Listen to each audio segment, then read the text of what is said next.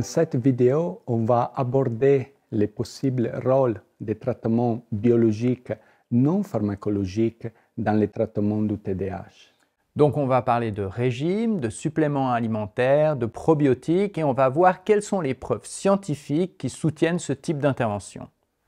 Comme nous l'avons vu dans une vidéo précédente, les traitements pharmacologiques des symptômes principaux du TDAH, en particulier les psychostimulants, est très efficace, du moins à court terme. Cependant, les traitements pharmacologiques du TDAH présentent certaines limites.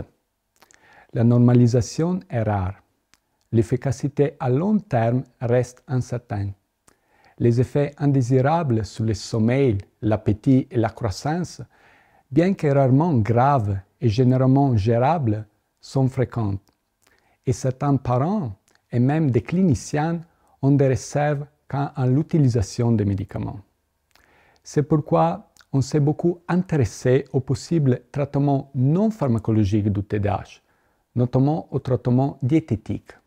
3 principaux types de traitements diététiques ont été étudiés dans le cadre d'essais contrôlés randomisés. Premier, les régimes sélectifs, comme par exemple les régimes sans gluten ou sans caséine. Deuxième, l'exclusion des colorants alimentaires artificiels. Et troisième, la supplémentation en oméga 3. Lors de l'évaluation des avantages possibles, pour de nombreuses interventions non pharmacologiques, le double aveugle est difficile, voire impossible.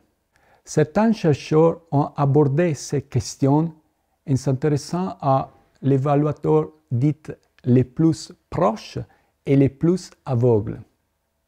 Les évaluateurs les plus proches sont les personnes qui participent à l'administration du traitement et qui, en conséquence, peuvent avoir des attentes qui influencent leur jugement lorsqu'ils font l'évaluation de la gravité des symptômes. Un exemple typique serait les parents dans les interventions de psychoéducation.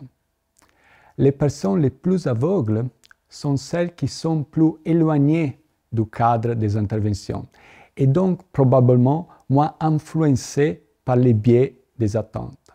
En appliquant cette approche, une méta-analyse portant sur les interventions non pharmacologiques pour le TDAH a révélé que, si on considère l'évaluation des évaluateurs proximaux, les régimes sélectifs avaient un effet significatif sur les symptômes principaux du TDAH, avec une taille d'effet élevée, qui était toutefois principalement due à 2 études du même auteur. L'exclusion des colorants alimentaires artificiels et la supplémentation en oméga 3 avaient des effets significatifs mais faibles. Cependant, si on considère l'évaluation la plus à l'aveugle, les effets du régime sélectif ne sont plus significatifs. Et l'effet de la supplémentation en oméga 3 est encore plus faible, très proche de 0. L'exclusion des colorants alimentaires artificiels a eu un effet significatif et modéré, qui a été réduit toutefois lorsque l'analyse a été limitée aux essais sans traitement pharmacologique concomitant. En conséquence, dans l'ensemble, il n'y a pas de preuves solides d'effets importants des interventions diététiques sur les symptômes principaux du TDAH. C'est pourquoi les directives cliniques, telles que les directives des guidelines de la NICE sur le TDAH au Royaume-Uni, ne recommandent pas l'élimination des colorants et additifs artificiels du régime alimentaire ou la supplémentation en oméga 3 comme traitement standard pour les enfants et les jeunes avec TDAH. Toutefois, ces lignes directives recommandent aux cliniciens de poser des questions sur les aliments ou les boissons qui semblent influencer les comportements hyperactifs dans le cadre de l'évaluation clinique du TDAH. Et s'il existe un lien clair, elle suggère de conseiller aux parents ou aux soignants de tenir un agenda des aliments et des boissons consommés et du comportement du TDAH.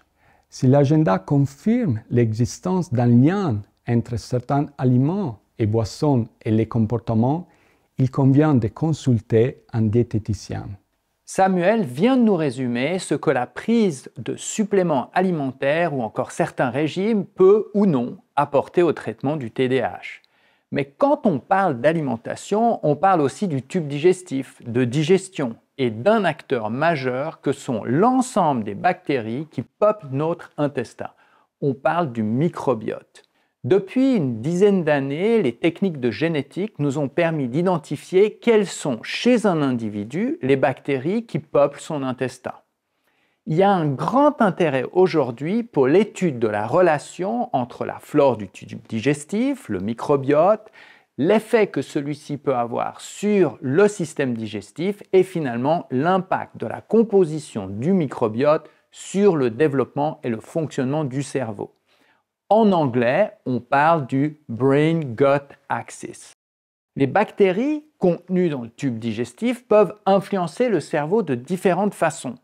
Tout d'abord, par une stimulation directe, par le nerf qui innerve notre tube digestif et qui s'appelle le nerf vague. Mais c'est surtout à travers deux autres mécanismes que l'on pense que les bactéries du tube digestif peuvent influencer le fonctionnement du cerveau.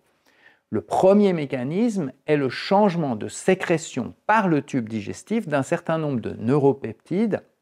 On parle aussi de neurohormones qui vont stimuler ou influencer le fonctionnement cérébral durant la croissance d'un enfant et d'un adolescent.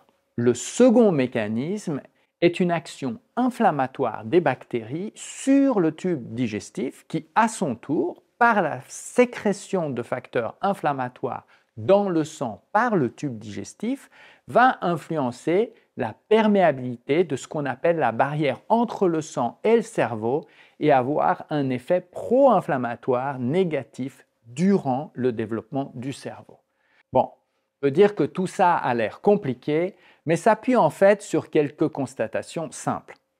La première constatation, c'est que des études récentes sur des souris ont mis en évidence que les facteurs pro-inflammatoires pouvaient influencer les populations de neurones et leur développement, leur différenciation et à travers cela avoir un impact sur le fonctionnement du cerveau. Comme on l'a vu, le système dopaminergique est la base du système qui module les symptômes du TDAH, notamment sur le plan du fonctionnement cognitif, émotionnel ou encore des comportements. Or, il y a aujourd'hui des évidences que le microbiote est susceptible d'influencer les niveaux de dopamine directement dans le cortex frontal et le striatum chez des souris ou des rats.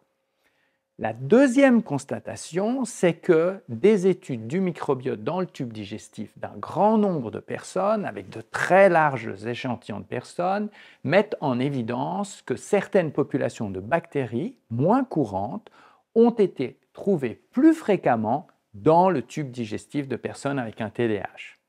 Même si ces observations ne constituent pas une preuve que le changement de population bactérienne peut causer le TDAH, elles indiquent malgré tout que le changement de microbiote pourrait constituer un facteur susceptible soit de modifier la sécrétion de la dopamine chez des individus ou encore d'avoir un impact pro-inflammatoire qui modulerait l'expression du TDAH.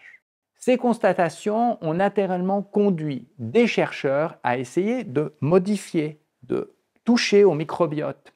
On peut modifier le microbiote en prescrivant des suppléments de probiotiques qui sont des bactéries vivantes ou des levures que l'on retrouve typiquement dans le yogourt ou encore dans certains suppléments alimentaires. Ces probiotiques aident à restaurer l'équilibre naturel des bactéries au sein de notre tube digestif, qui peut avoir été déséquilibré, soit par exemple par une maladie du tube digestif, des régimes alimentaires non équilibrés, enfin des traitements antibiotiques. Mais à ce jour, malgré une tentative de prescrire des probiotiques sur des échantillons d'enfants assez importants, qui totalisent plusieurs milliers d'enfants, il n'y a pas eu de résultats probants sur le neurodéveloppement, les fonctions cognitives ou l'expression des compétences adaptatives chez les enfants qui avaient bénéficié de ces suppléments probiotiques. En conclusion, on peut dire que même s'il y a des bonnes raisons que les bactéries contenues dans notre tube digestif puissent influencer le fonctionnement du cerveau et que certaines études suggèrent des changements de population de bactéries chez les personnes avec TDAH, à ce jour, les tentatives encore exploratoires de modifier la flore digestive dans le but d'améliorer le TDAH n'ont malheureusement pas donné de résultats concluants. Mais évidemment, toutes ces études sont récentes et il y a encore beaucoup de travail à faire et on peut dire à ce stade qu'il n'est pas possible de tirer de conclusions définitives sur l'efficacité ou non des probiotiques par rapport au TDAH.